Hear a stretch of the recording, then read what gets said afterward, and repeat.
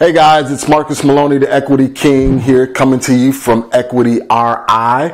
If this is your first time here, this channel is all about the intricacies of real estate investing and real estate wholesaling.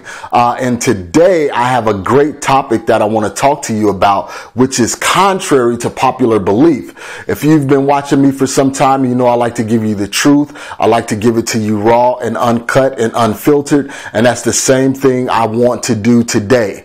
Before we get started, remember that you can go to the description below and fill out the form and get your 30-minute free consultation from me. It's live with me. I'm on the phone with you, and I asked you as many questions as you can ask me, about real estate wholesaling and real estate investing in general. I have a portfolio that I'm building. We're still doing wholesaling in a couple of different markets. And we're really doing some things, that I'm really proud of and looking to do more and looking to help some people get started as well. So today's topic, how do I build a sustainable wholesale business? What do I need to do to build a sustainable wholesaling real estate business? One thing I want to tell you, again, contrary to popular belief, you have to diversify. There is no possible way that you can build a long-term sustainable wholesaling business without diversification. And the reason why I say this, you will have a lot of people talk to you about you need to do X, Y, and Z to build a long-term wholesale business. But again, diversification is essential. You cannot rely just on wholesale income. And the reason why I say that is because you will have months where it fluctuates, where you have a good month, then you have a down month, or you might have an even keel month. And you can't build your business basically off of that. You have to have multiple streams of income coming in. Any investor, any financial person will inform you that you need to have minimum 6 streams of income coming in different areas and different venues to really be successful. Now, I know people will say, well, I know a millionaire, that built his business on just a construction company or just a dentist's office or something like that. That is very true. However, I can guarantee you that dentist or that construction company have assets in other areas. It may be in the stock market. It may be in a rental portfolio. It may be in an investment in another business, but they do not have all of their eggs in one basket. The most dangerous number in real estate and in business is the number 1. The reason why I say the number 1 is the most dangerous in business is because if you have one thing, then if that one thing is taken away, your business will crumble. So I'm not here to be doom and gloom. Again, I'm here to tell you the truth, and I'm here to give it to you raw, uncut, and unfiltered.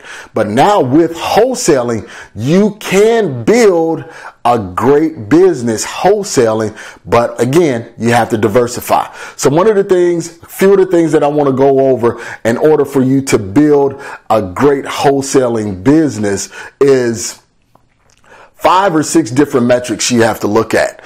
And the reason why I'm discussing this topic today is because I had a conversation with a young gentleman, and he asked me, well, I have months where I'm doing good and then I'm doing bad, then I'm doing good and I'm doing bad. I went through that same process. And what I did going through that process was the assets and the income that I made from the wholesaling business, I went and bought rental property. And those rental properties sustain me when there's a down month, or they sustain me when there's a flat month. And I always look for things that have equity. I'm all about equity. So if I can build some way to increase the equity in the property, that's what I'm going to do. So I've been using the BRRRR method, where you buy real estate, you renovate it, rent it out, and refinance it and get all of your money back. So that's another topic for another day. But I want to get into some of these metrics that you need to follow and that you need to be aware of, starting out building that wholesale business. So one, and I'm going to have all of them, come up right here. One, you need to know your total cost of your campaign. How much money are you spending on each campaign? You may have one campaign going out. You may have one absentee owner direct mail marketing campaign going out. You need to know how much are you spending on that direct mail. Seems simple enough, but a lot of people do not track this. They may get started and they may say, okay, I spent $2,500 in my cold calling system, but then they don't track, month after month after month, the additional money that they're putting in to into that campaign. So again, the total cost of your campaign. Then next, you want to track the total cost per lead. And how do you do this? You say, there's a lot of different CRMs. There are a lot of different systems out there that you can use to track, your total cost per lead. And you don't even need a CRM in order to do this. The formula for tracking that total cost per lead is the cost of your campaign divided by the number of leads that you have coming in. So again, the total cost of your campaign divided by the number of leads you have coming in. That way you will know for each lead how much each lead is costing you. All right. So next, you want to know the number of leads that you do have coming in. You cannot track the total cost per lead if you're not monitoring how many leads that are coming in. These are some of the basic things that you have to monitor, that you have to follow in order to build that wholesaling business. So one, we have the total cost of campaign, the total cost per lead, and the number of leads that you have coming in. All right. Next, you want to track your total response rate. What kind of response am I getting from the people that I'm either mailing to, 2, cold calling, 3, door knocking, in that campaign, what kind of response rate am I getting?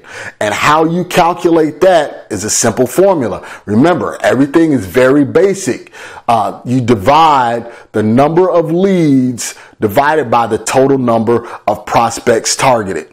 So if you sent out 1,000 mailers, and you receive 10 leads, then you have a 1% total response rate, which is very key. I know in certain markets that the average is a 0.5% response rate. I remember when I was doing this, I was a little deflated, when my response rates were going down, but that showed me that I needed to switch up my campaigns and do things a little bit different to boost those campaign response rates up. All right. Then next, you want to know your average cost per closed lead. So for each lead, how much are you generally making, on each deal, which is very key in order to, kind of budget and structure your money. You have to know, on average, how much am I making per deal? So your average closed lead amount, let's just say if you closed $100,000 in transactions in 1 year, and then you had 10 deals that year. So you have the $100,000 divided by the 10 leads equals $10,000. So on average, each deal you close is about $10,000. So you need to track that and track your performance. Next, we want to go over is the average time from contract to close. So once I receive the contract, how long does it take me and my team to close that transaction? So average time from contract to close is the next one that you need to make sure you factor in. All right. And then lastly, we want to gauge what is our highest performing campaign. Which campaign is performing the best? So you may have absentee owner campaign, you may have a tax default campaign, you may have a divorce lead campaign, you may have a probate campaign. By tracking these numbers, you'll be able to know which campaign is doing the best, and you will be able to know which marketing tool and strategy you're using is the best. So briefly, I wanted to go over these metrics. And these metrics alone will help you build that wholesaling business. But remember, you have to diversify. So when you have that income coming in from those wholesale deals, start building your portfolio. Put some money in the stock market.